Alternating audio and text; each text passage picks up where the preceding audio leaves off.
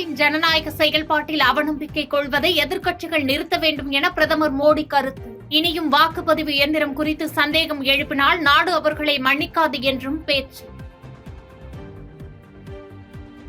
NDA என்பதற்கு புதிய விளக்கம் கூறிய பிரதமர் மோடி, என் என்பது நியூ இந்தியா, டி என்பது டெவலப் இந்தியா, ஏ என்பது அஸ்பிரேஷனல் இந்தியா என கருத்து.